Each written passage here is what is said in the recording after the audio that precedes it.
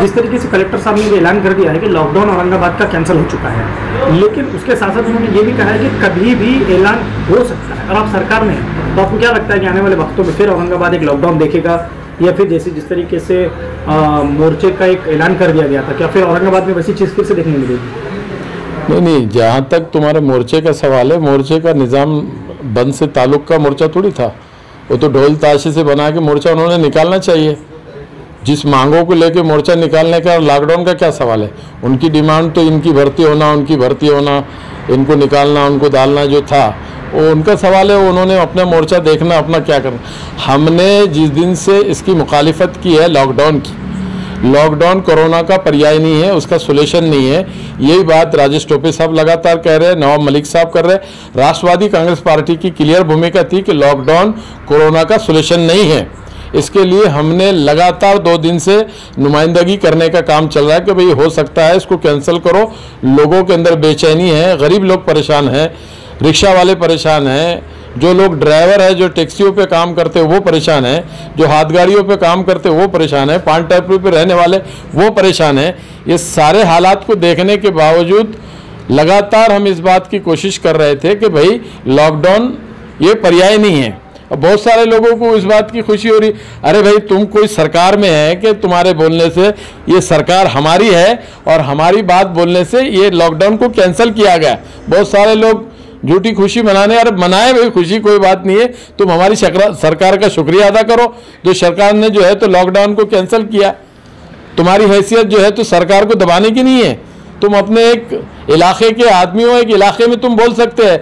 ये फैसला अगाड़ी सरकार का है और अगाड़ी सरकार ने निर्णय लिया है कि भाई लॉकडाउन नहीं लगाना चाहिए। इसलिए मैं खास करके राजेश टोपे साहब का, नवाब मलिक साहब का और अगाड़ी सरकार का और सीएम उद्धव जी ठाकरे साहब का शुक्रिया अदा करता हूं, जो लोगों की आवाज़ को उन्होंने सुना और हमने जो नुमाइंदगी की उसको सुना और लॉकडाउन महाराष्ट्र के अंदर पर्याय नहीं, ये बात को उन्होंने तस्लीम किया। इसलिए इस सरकार का एक बार मैं फिर तहे दिल से शुक्रिया अदा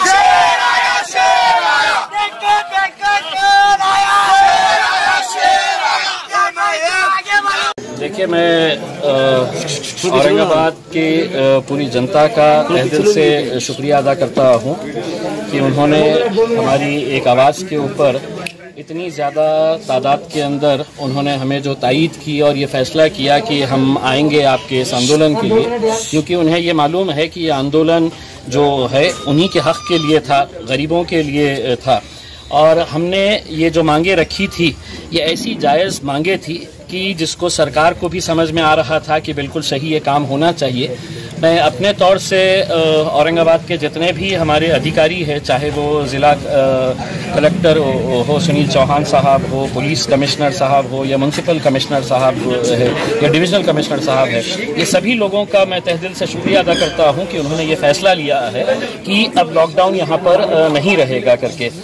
इस ताल्लुक से पालक मंत्री सुभाष देसाई साहब ने भी बात की और उन्होंने भी मुझे ये आश्वासन दिया था कि जितने भी पोस्ट भरे जाने हैं जो आरोग्य विभाग के अंदर है, जो करीब 2000 के करीब ये जो पोस्ट है, इसके ताल्लुक से उन्होंने मुझे ये कहा है कि आने वाले 3 से 4 दिनों के अंदर वो यहाँ पर आएंगे, इसके ताल्लुक से मीटिंग लेंगे और एक मीटिंग मुंबई के अंदर बैठ के जल्द से जल्द ये पोस्ट कैसी भरी जाए तो उस ताल्लुक से इसका फैसला लिया जाएगा। तो मैं इन तमाम लोगों का शुक्रिया अदा करता हूं और साथ ही साथ अपने लोगों से ये कहना चाहूँगा, औरंगाबाद ज़िले के तमाम लोगों से ये कहना चाहूँगा कि अभी कोरोना पूरी तरह से गया नहीं है। हमारी सबकी ये जिम्मेदारी है कि हम कोरोना के अंदर जितनी भी जो प्रिकॉशंस लेने चाहिए, चाहे वो मास्क पहनना हो या जो भी प्रिकॉशंस लेना है, ये जो फैसला सरकार ने लिया है ये जानते हुए, प्रशासन ने ये जानते हुए कि हाँ यकीनन इसकी वजह से है तो गरीबों को नुकसान होगा, गरीबों के कारोबार के ऊपर इसका असर पड़ेगा, उनके खाने पीने की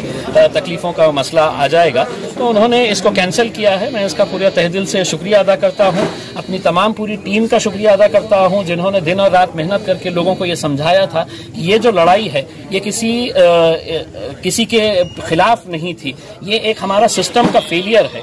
उस सिस्टम के फेलियर को बेहतर करने के लिए हमने ये लड़ाई लड़ी थी और ये लड़ाई के अंदर हमें कामयाबी मिली है। हम बहुत बहुत शुक्रिया। जीत किसकी हुई, मजलिस की हुई या जनता की जीत? देखिए, ये मुद्दा कभी भी मजलिस का था ऐसा नहीं है। ये अलग बात है कि अगर मैं खासदार हूं, मैं अगर मेंबर ऑफ पार्लियामेंट हूं तो किसी एक पार्टी का हूं, मैं यकीनन एमआईएम पार्टी का मेंबर ऑफ पार्लियामेंट हूं, लेकिन जब आप चुनकर आ जाते हैं तो आप पार्टी के एमपी नहीं रहते हैं, आप जनता के एमपी रहते हैं, जनता के